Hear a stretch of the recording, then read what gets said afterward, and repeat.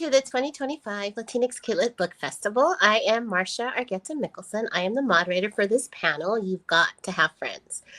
Please read the anti-harassment policy in the chat box, and don't forget to subscribe to the Latinx Kidlit Book Festival YouTube channel for more educational resources and to enter our school visit fund. I'd like to start off by introducing myself. I'm a young adult author, and my next book comes out on November 4th. It is called The Writing Room, and it is about a young girl, Maya, who turns 18 on her 18th birthday. Her dad kicks her out of the house, says that she has to go and make her own way in the world. Her mother has moved back to Guatemala, where she is from, and Maya has to kind of figure out life on her own. She starts visiting a writing room in New York City. She eventually realizes that her dad is bankrolling an anti-immigrant candidate for governor, and she has to find a way to kind of stand up to her dad. It's a book about standing up for what's right, even when it's against the people that are closest to you. So now I'd like to have the panelists introduce themselves and just tell us a little bit about you and about your books. I think we'll start with Julio, then Angela and Barbara, in that order.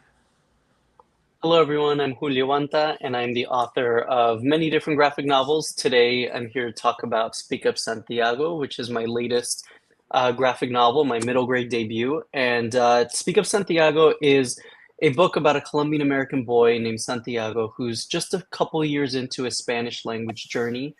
And at the start of the book, he's on his way to spend the summer with his abuela Emma, his grandmother, who only speaks Spanish. So it's a big language immersion summer for him. But with that comes a lot of anxieties. Will I be able to understand my grandmother? Will I have anybody to talk to? And luckily, he makes a bunch of great friends in the small town of Hillside Valley and goes on a bunch of adventures and really sort of comes into his own in his Spanish-speaking abilities.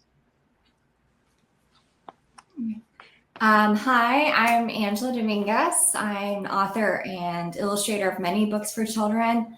I've written middle grade novels like the Stella Diaz series and picture books. And this is my newest series, Gabby Torres Gets a Billion Followers. This is the first in the series and is my debut into graphic novels. And so this is the story of a 9-year-old named Gabby, who is an only child. She's a bit of an unreliable narrator, and it's her navigating the world in the modern world. And this one focuses on social media. She really wants to stand out in a big way, so she decides that she's going to handle the social media account for the club that she's part of.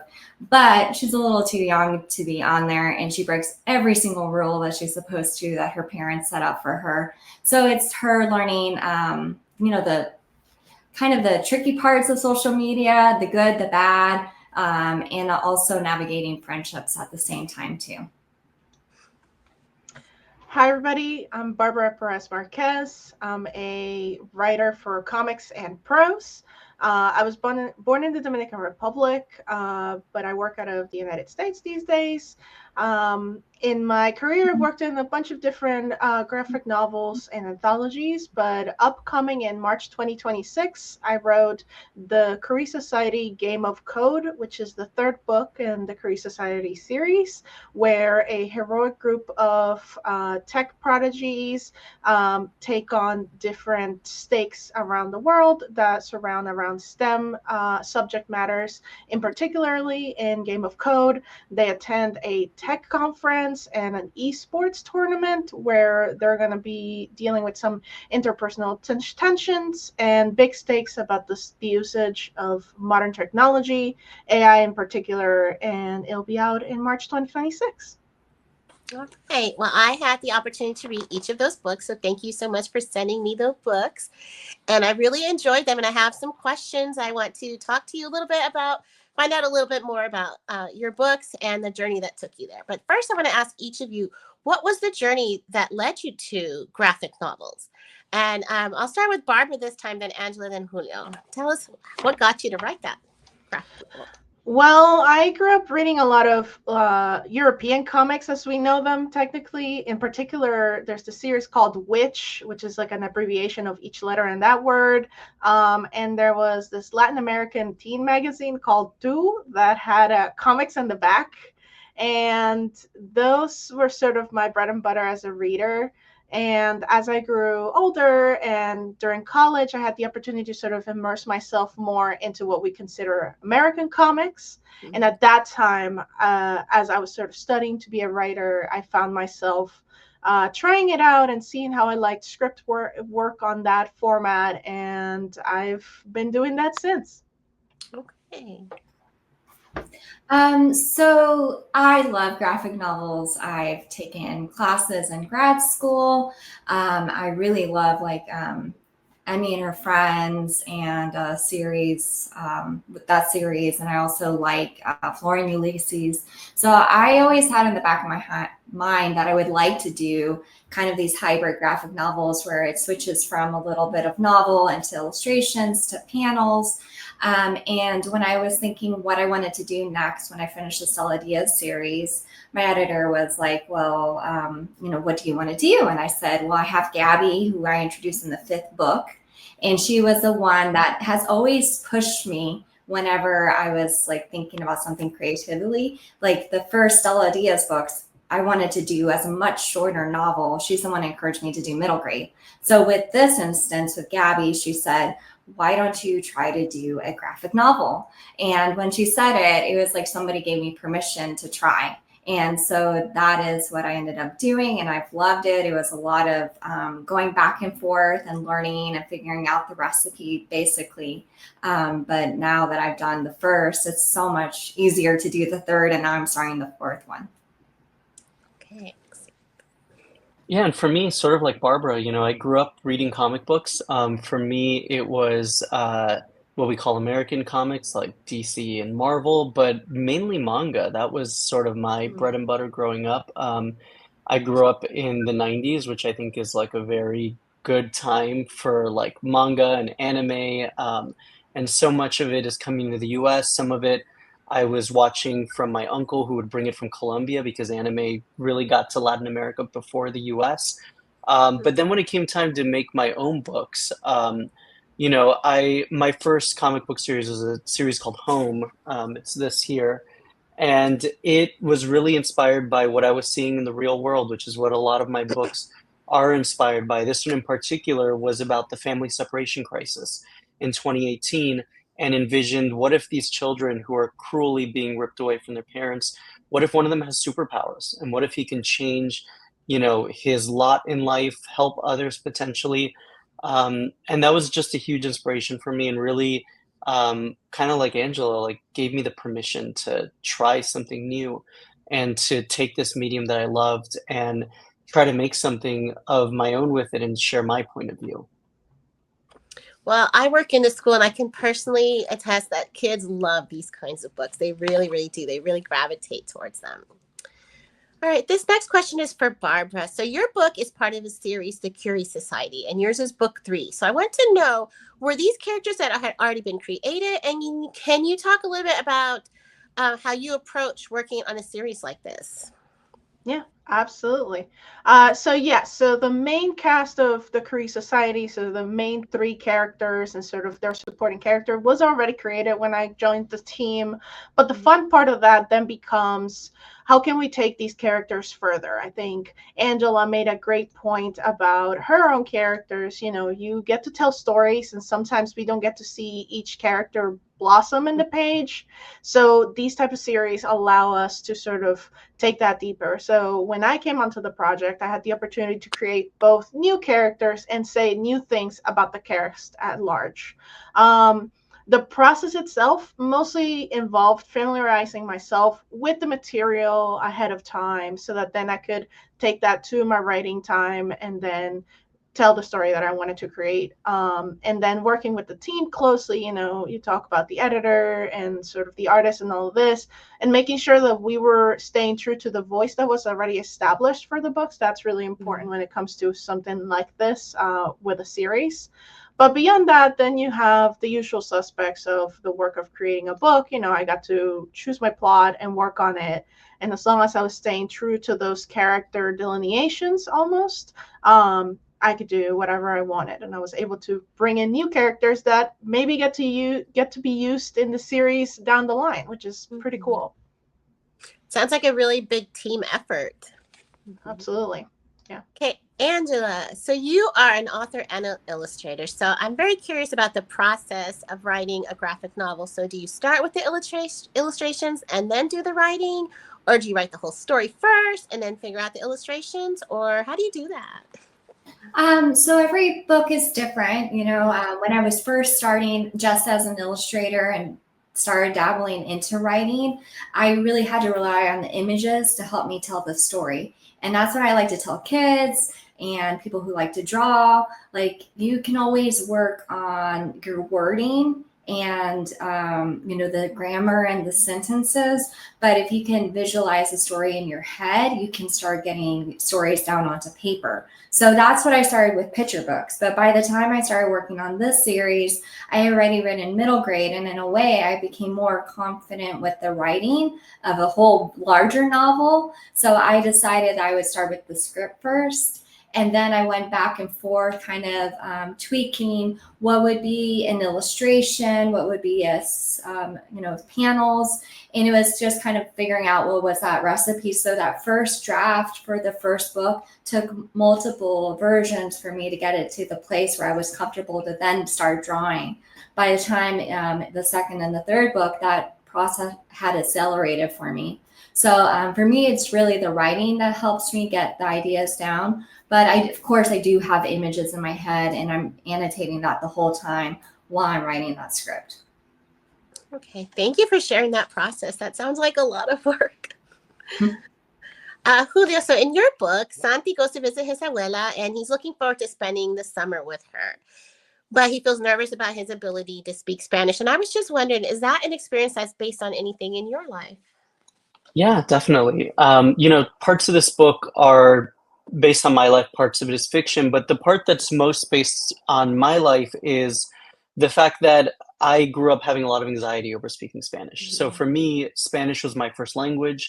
It wasn't until I started going to school that I started learning how to speak English. I grew up in Miami, which, if you've ever been to Miami, almost everybody speaks Spanish there.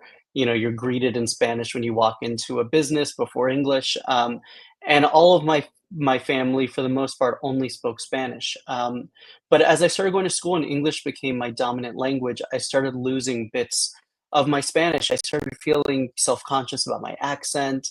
I'd feel like I was translating things in real time. I was, maybe mishearing things and misunderstanding what people were saying. And it was just a lot of shame that I was feeling. As I've gotten older, and I've obviously continued to speak Spanish and everything, I've come to peace a little bit more with, my Spanish speaking abilities. And, it's a journey that I wanted to showcase to middle grade readers that might be feeling the same way. And I think, it's not just about Spanish. I think it's really for a lot of second generation kids who their family comes from somewhere else, and they're trying to balance being an American versus being wherever their family's from. And I think it's a really common experience. What's different between me and Santi is that Santi never learned Spanish. He's learning Spanish for the very first time. And part of his backstory is inspired a little bit by my son, which is that Santi's story is that he had an issue with his speech and he had speech therapy, and his family was encouraged to focus on just one language to start with. And then Spanish came later. But so yeah, I think all of my books, there's a lot of myself in every protagonist, but really in every character. But then there's pieces of fiction also. This takes place in upstate New York. I grew up in Miami. There's some significant differences. I think that's something a lot of kids can relate to. Yeah. Barbara, can you touch a little bit on the collaborative process of working with an illustrator on a graphic novel? Sure, absolutely. It can differ from project to project. From my end, I don't do any art.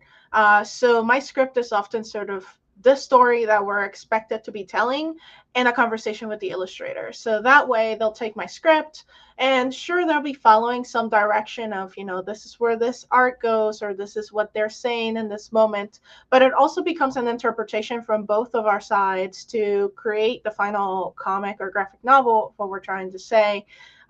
In some instances, I don't even get to talk to the artist. So that's really interesting to think about, that I'm sort of creating something, and, I'm hoping for the best once it goes off to the artist, and then they get to interpret it in their own way and, create the art.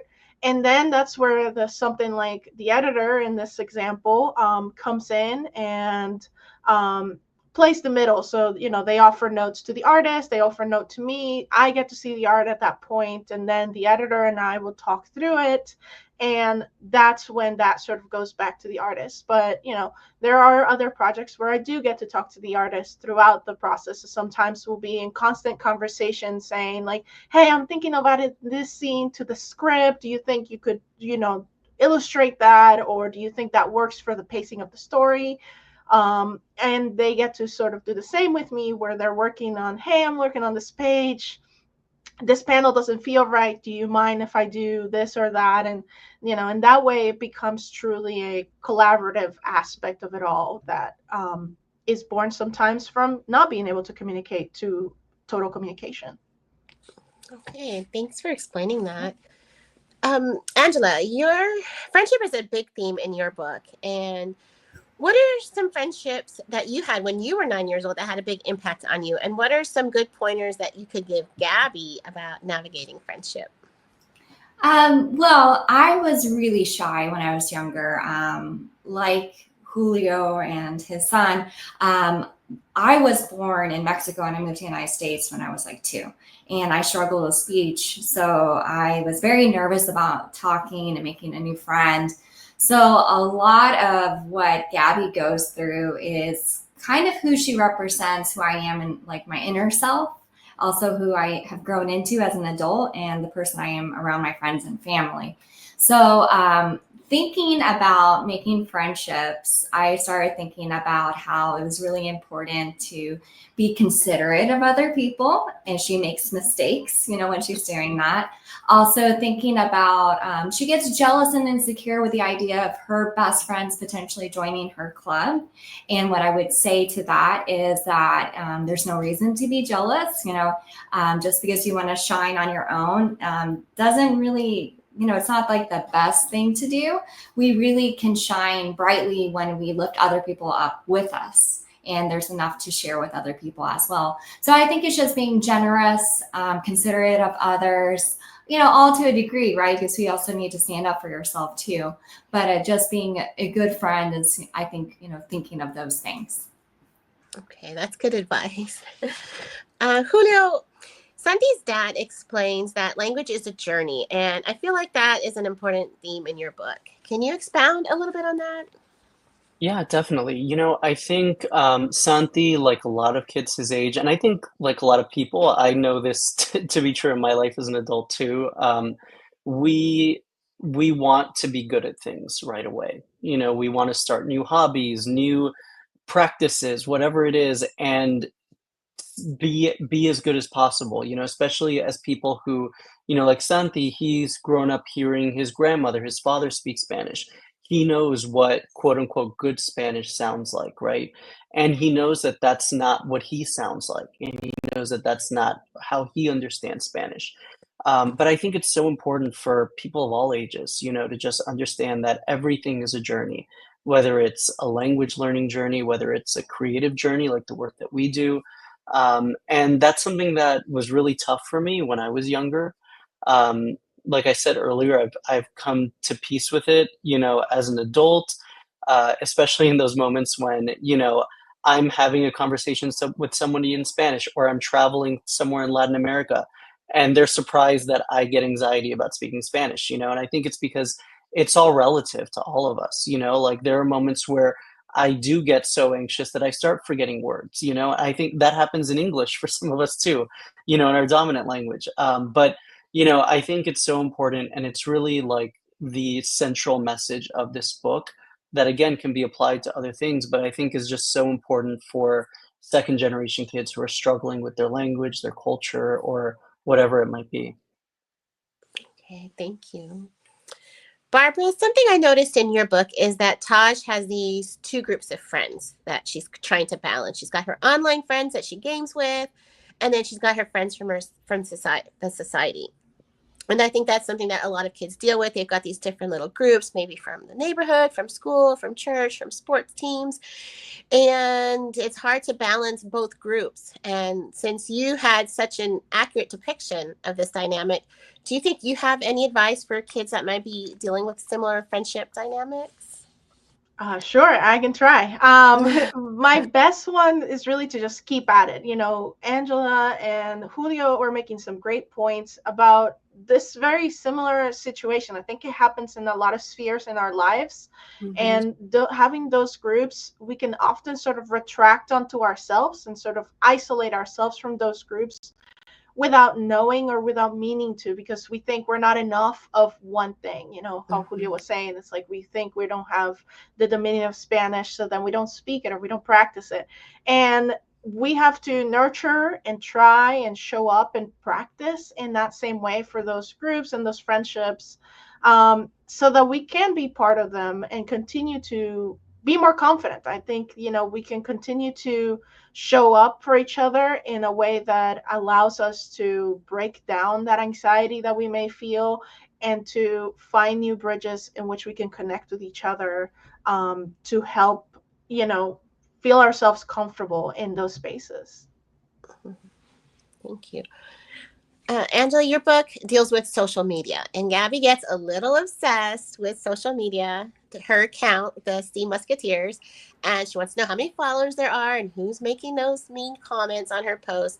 And her mom tells her that with social media, it's easy to think that everyone's having a great time, and it can affect someone's self-esteem, and people can end up feeling more alone or left out. What is some advice that you could give those of us who are a little too obsessed with social media? I mean, it's hard, right, to walk the walk because it's so addictive and intentionally so. But I think the idea of setting limits, you know, I started using on my iPhone where I say I'm only can be on there for like 40 minutes a day. I mean, of course, I can log in onto my computer, but like, you know, it helps at least remind me, hey, stop looking. Try to talk to people in real life because I think so easily it's just able to have like these relationships in like the digital world, and that's great compliment, but it's really important to see people too and, you know, engaged with them. And just that reminder that I have in the book that, you know, typically not everyone, but most people just show only the best parts of their lives. So it's really easy to compare yourself and to get jealous, but you don't know what's happening behind the scenes either. I mean, there are people that share everything, but most people don't. So I think just having those things in mind with social media can really help. But I would love to know a little bit about your book and the relationships in the book. Can you talk about that a bit? Yeah. So in my book, Maya has she's kind of feeling a lot alone because her mom moved back to Guatemala. Her sister's across the country in California. Her brother travels for work, and she feels like emotionally withdrawn from her dad. And so she goes to this writing room, and she is meeting some people there. And so it's really about found family and some friends that take her in where she has nowhere to go because her dad has kicked her out. This man who's very wealthy, and she kind of has to make her own little family with these friends that she's making along the way. And in the end, she has to make some difficult decisions about this man who is very anti-immigrant and is putting a lot of money into this gubernatorial candidate. And she can't understand how her dad married an immigrant. How can he have these thoughts? And so it's about found family and how friends can become your family sometimes. Thanks for asking. So next I want to ask Julio. So at the end of your book, Santi talks about feeling so nervous when he comes to Hillside Valley. And he characterizes these worries about being about the bigger things, the things that weigh you down. He talks about believing that he just wasn't good enough. Can you talk about these feelings that are probably very common for a lot of your readers? And why do you think it's important to show that in your book? Yeah, I think for a lot of people who are feeling deep feelings, a lot of the times that we feel most seen is when we see ourselves in media. So whether that's a film or TV or books, and I think it's super meaningful, in particular, the feelings of anxiety that Santi has in this book. He has anxious dreams that wake him up in the middle of the night, that stay with him throughout the day. He has just like these daily anxieties that we see in his thought bubbles that he's dealing with while he's trying to put up a brave face in front of other people. Um, and I think people relate to that. I think young people, especially who, have so many feelings and who feel so many things, are just, it means something to them to see these in a book. So for me, that was really a big motivating factor. Because I think, Barbara mentioned before that, with language, sometimes you can have so much anxiety that it just like, in the book, we say weighs you down, but that it just like pulls you into yourself. And you feel like, what's the point of even trying? I'm going to embarrass myself. People are going to correct me. So, for me, those big feelings that a lot of young people feel, to me, was just so important to put in this book. Mm-hmm. I think that is very important because I think sometimes grown-ups minimize those feelings that are really Mm-hmm. big that kids are having, and it's important to acknowledge them and help them work through those feelings. So I'm glad that you know that you did that. Barbara, a quote that I really liked in your book was, "An argument has a way of seeming immense when it's fresh." And I can relate to this. I remember when I was younger thinking like an argument with a friend was, like the end of everything, the end of the world. And now looking back, I can see that, it wasn't that big a deal at all. But in the book, Taj gets some really good advice about this. Can you talk a little bit more about that advice that she got? Yeah, absolutely. I think, like you were saying, Marcia, it's this idea of like this is it, this is where things end. Mm-hmm. But, stepping back is sometimes part of that moment to realize what we're going through, and how we can approach that. Being able to remember the big picture, even just reconsidering what it really is at play in a situation. For Taj in particular, it comes to from a place where she's seeing friends that she hasn't seen for a while. She moved away for college. So she's made this new group of friends, and she's joined this like really sort of interesting secret society that she can't really speak about. So it's all of those parts of ourselves and finding ourselves in moments where we want to share what we think is our true self, and maybe people have different impressions of what that is, or if you haven't seen them in a while they might not remember, all of those things. Even as adults, I think it's absolutely happens still. I mean, even for myself, I find myself in moments where I'm thinking about, it's like, well, this person hasn't seen me in very many years, and they don't know that now I work some type of way, or I prefer some other type of show. And in those moments of evolution, we have to be able to welcome them and be okay going through them. I don't think it's ever going to be like never going through a moment where we have a disagreement, or never have opportunities to be at odds with the people around us. But it's about finding a way to have a little more grace for ourselves and for those we find ourselves in those situations with. I think that's good advice for all of us, not just kids, but for all of us. Yeah. Angela, in the Latinx culture, many times our primos or primas are our best friends. And I grew up with a group of primas that were like my best friends. And Gabby spends a lot of time with her primos and tells about the importance of friendships with cousins that is so important in the Latinx culture and families. Well, I feel like an imposter here because I didn't have any primos or primas in the United States. My parents divorced when I was young, so it's pretty much just like my mom, my brother, and me. And so we didn't really talk to my dad's side. And then my mom's side, all of them were still in Mexico.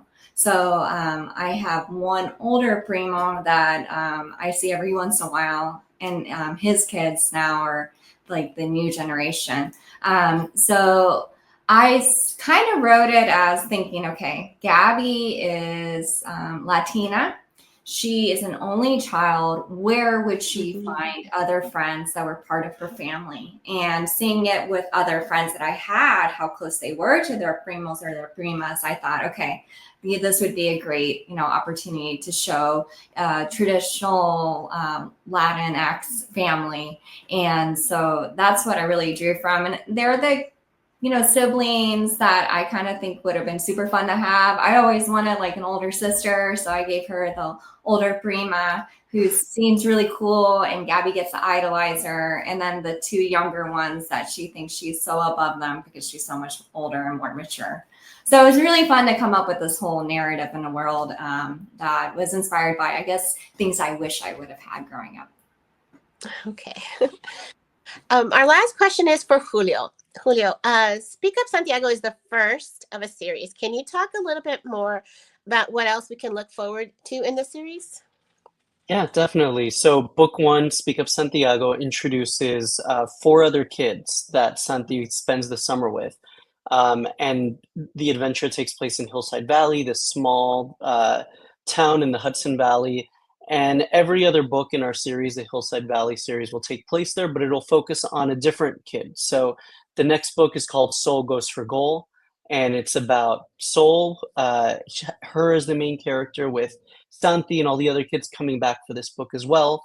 And it's a story about Soul dealing again with her emotions, but a different kind of emotions, an emotion that, she feels like she's constantly distracted by crushes, and really having to deal with like how to balance that with the soccer season that she really cares a lot about, and one of her crushes potentially being on her team. So it's a really fun book that I actually co-wrote the story with Gabby Mendez, who is the illustrator on the book. And that book will come out in, I believe, June of next year.